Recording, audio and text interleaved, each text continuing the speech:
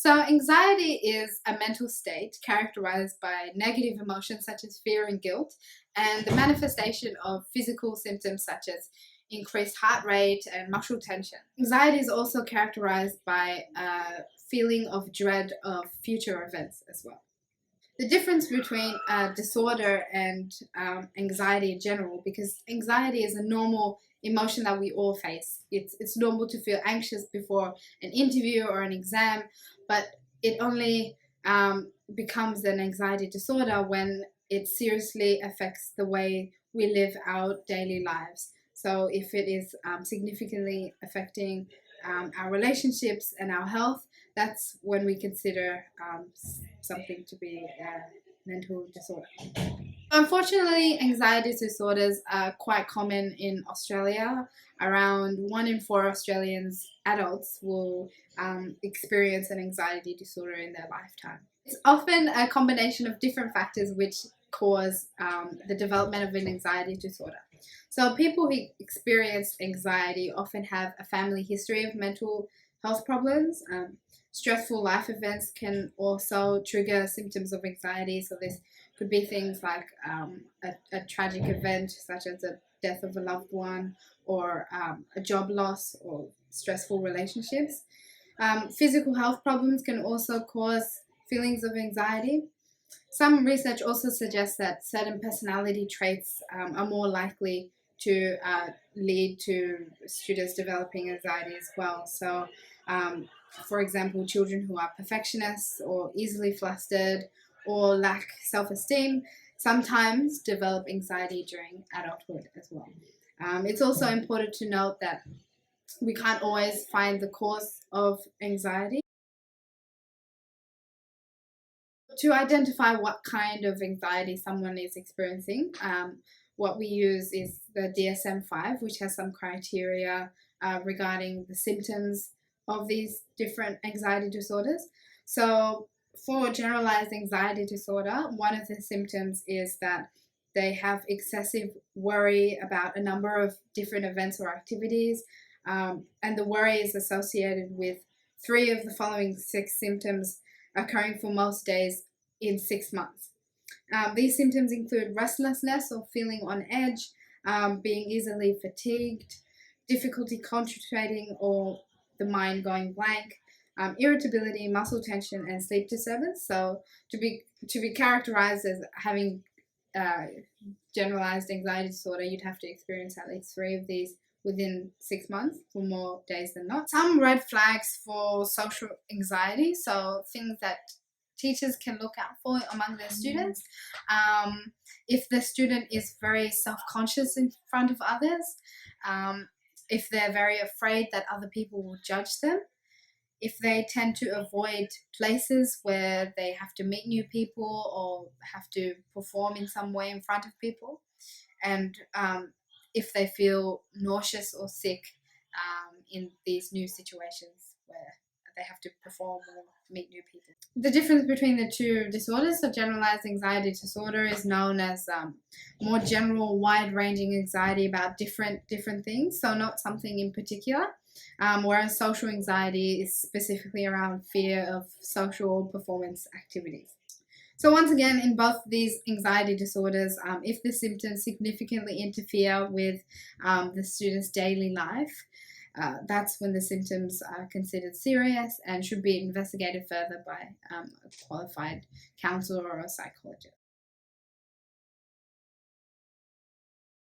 The most important thing in treating anxiety disorders is to recognize the signs and symptoms of anxiety straight away, and to encourage the student to seek professional help. Professional psychologists or counselors are often trained in cognitive behavioral therapy, or CBT, and CBT is very effective in treating most anxiety disorders. Some things that the teacher can do to help the student: they can help identify their students' negative thoughts that underlie their fear. For example, if the student's worried about an upcoming presentation, the underlying negative thought may be, oh, I'm going to screw up this presentation, or everyone's going to think I'm stupid or an idiot or something like that. So that's the underlying negative thought. the next step after identifying that negative thought is to challenge the negative thought. So, for example, the teacher could ask the student to ask them to think about this and say, do you really know for sure that you're going to screw up the presentation? Or even if you're nervous, will people really think you're stupid? Things like this, it challenges their negative thoughts, and through evaluating, students can gradually replace them with a more realistic and positive way of looking at the situation. And for the next time, they can reevaluate their negative thoughts, and it also helps to serve as a warning sign before they experience any anxiety symptoms. So often the first sign is that they experience negative thoughts. So the first way is to take a step back and to view these negative thoughts and try and evaluate them and think positively in a different way. Another technique is breathing exercises.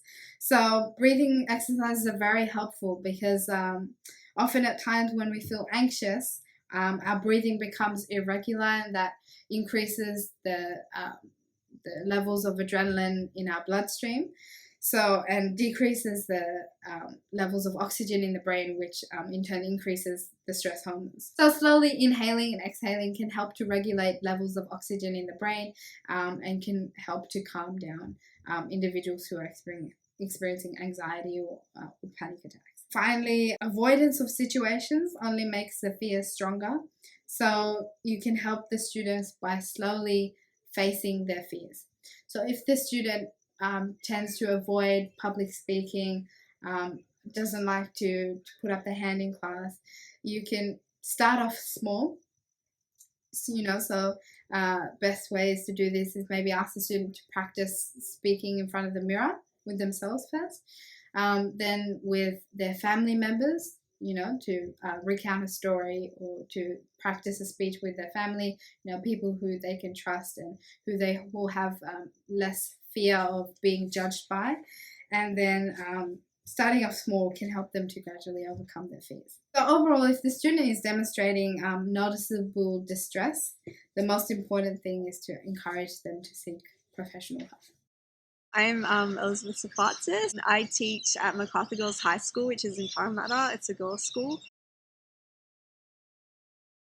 Anxiety is probably more like an excessive nervousness, feeling of unease around certain situations or events or people. That's how I define it. Causes, it's hard to say really. Sometimes it could be pressure from themselves, like to perform well, which it's a bit of a catch-22 because they want to perform well, but they're so obsessed with it they can't. Yeah. Or maybe from family.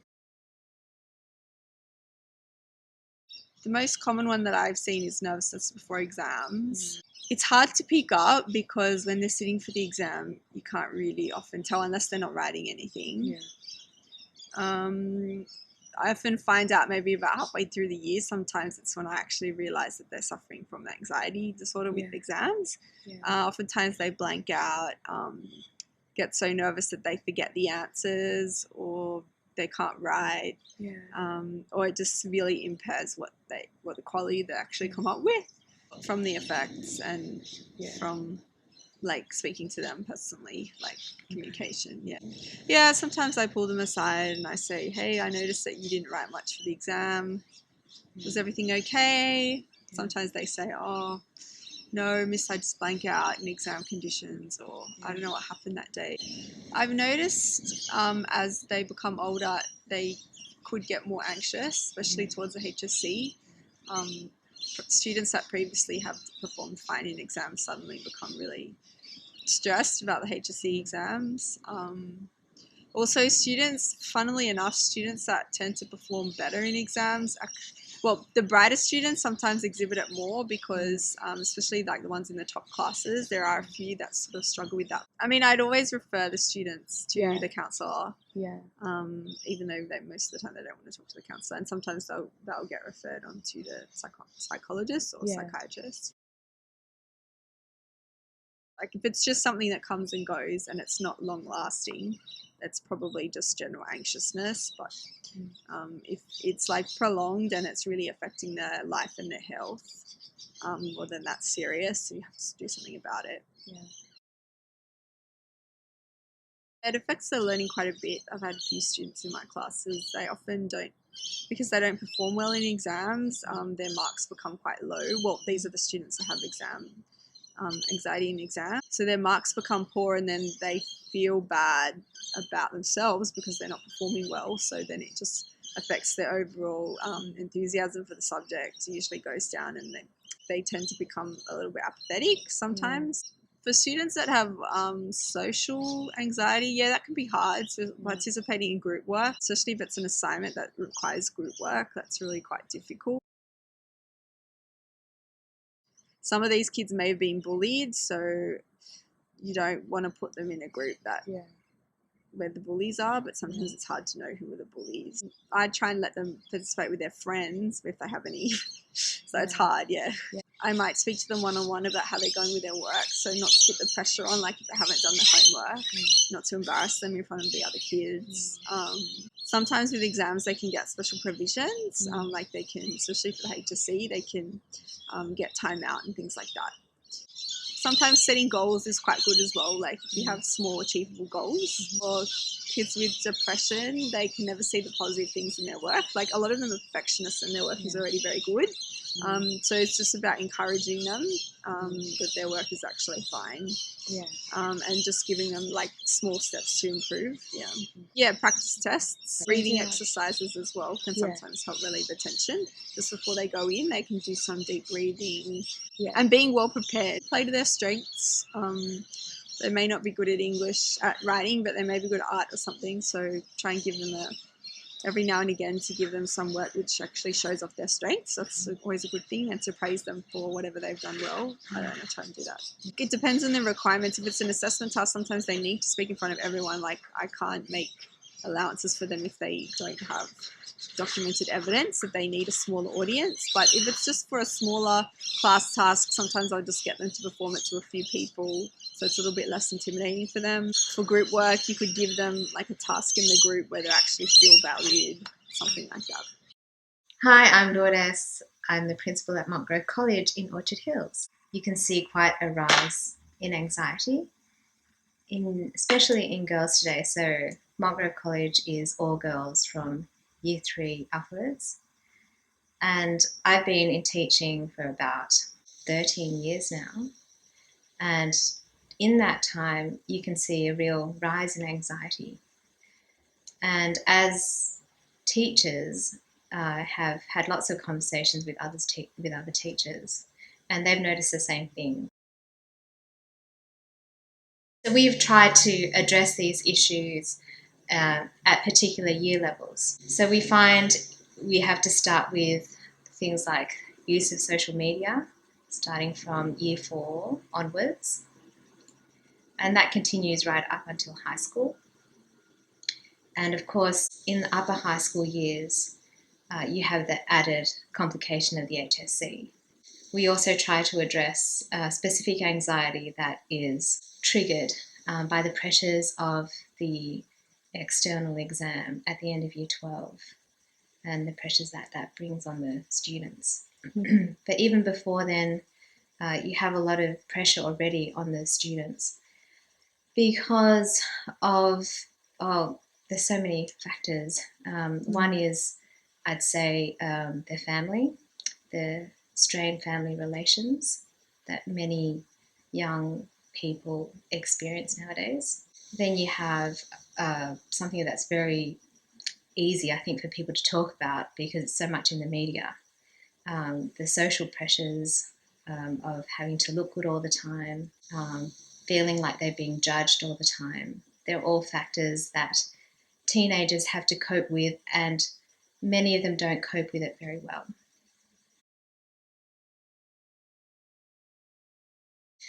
You see this in the classroom. A lot of young people don't like to show that they have trouble at home, so they hide it. But you can see it in a decrease in their attention in the classroom, their lack of interest, lack of motivation. Basically, if their family is going through a breakup, or if their parents in one way or another are giving them a hard time, either because their parents have personal problems, or they have mental illness themselves, or they have economic strains on the family, and that puts pressure on the parents, and that comes out in the kids. That all these factors that can happen in a family you don't know of as a teacher specifically, but you can see that the kids are more stressed. So they bring these concerns to school, and of course, when a student is in that state, when they have so much stress happening at home, it's very difficult for them to learn anything at school. They'll be staring at you. They might be doing their work. They might look like they're doing their work, but it's very difficult for them to take anything in. They might look very normal on the outside, but if you dig a little bit deeper, a lot of the children nowadays are experiencing this. We've got a particular system at the school where we work closely with families. So I think in a school like Montgrove, we've got more structures in place to be able to help the students. So we meet up with the parents once a term. We meet up with the students once a fortnight or once every 3 weeks to discuss how they're going. And these issues can come up.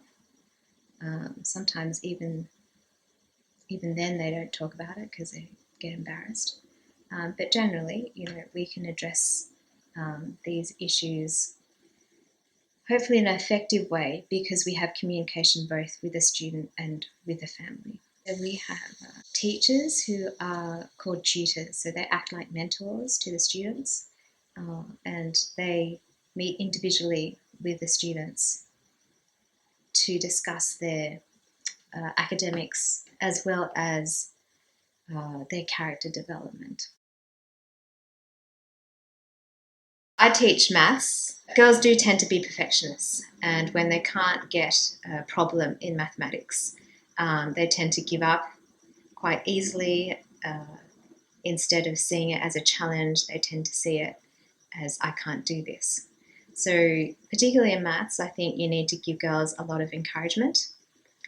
They like to discover things, but at the same time, they like problems to be modelled to them so that they know what they have to do and what expectations are. One way to avoid increased anxiety, I think, with girls is to establish what the standards are from the beginning, what they should be reaching to be at this level of mathematics so that they know what they're aiming for. And if in the middle of the course you sense that a student is feeling like they're not reaching that standard, I often try to take the initiative to talk to the students individually, to look at their work, to ask them what problems that they have. Some girls who are anxious, they don't like asking for help. They don't like it when you stand over them during class time. They don't like asking questions in front of the class because otherwise it looks like that they can't do it, or they might think that they're dumb, or they might say something that they think is really dumb. You can give them time out of class. You can say, oh, look, I'm available at this time. You can come, so that they don't get embarrassed in front of the class. But often I try to take the initiative if I know a student is in that position. Generally, the girls who aren't Catholic, they don't get embarrassed. They are either interested or not interested. So if they're not interested, they just switch off, unfortunately. And when they're interested, they don't seem to have any problems. We try to be very understanding with the non-Catholics because it's true that they're a minority. So one way of helping them out in the class is to ask them for their own point of view. You could ask them about what they believe in, to include them in the class. Particularly if you were studying other religions, then you'd be able to involve them more. And then generally not taking it for granted that they have the background information that someone who's been brought up as a Catholic would know. It means explaining things, giving a brief explanation, like say if you're talking about, all right, let's get ready for Mass or something, giving brief explanations about the symbolism so that they're not completely lost. Sometimes you can get a lot of strain with some of the more difficult moral issues. Particularly with the older girls, you need to give them room to discuss their opinions and to discuss their doubts. It's just telling them, oh, this is how it is. I think it can cause some kind of stress in them because they're thinking, oh, I'm a bad person because I think differently. Whereas if you let them express what they think and explain what the church teaches, then they can understand. And if it's in a non-threatening environment, they'll feel like that they can express those ideas, and they're probably not the only person in the class that thinks those things. At the same time, you can't leave it so wishy-washy that they think they can think anything, because that also makes them stressed, because then they also think, oh, well, you know, what am I supposed to believe, or what am I supposed to be thinking or doing, you know. So it's giving them clear ideas without making them feel bad about themselves, I guess. I'm Mark Carlos. I go to Wallamai College and I'm in year 8.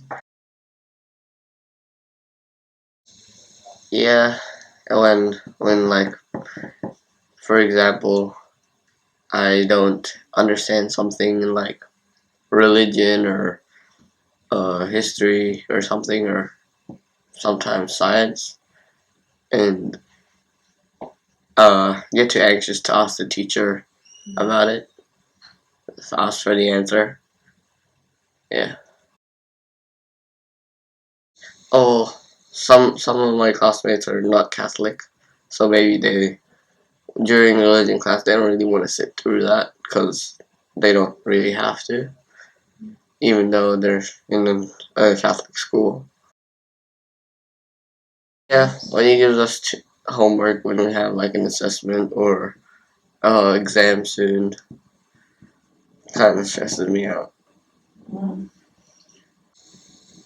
I start to like feel really tired, can't really focus, so I end up just laying down. Sometimes different subjects as well. Sometimes I can't write straight, and like I said, I get really tired.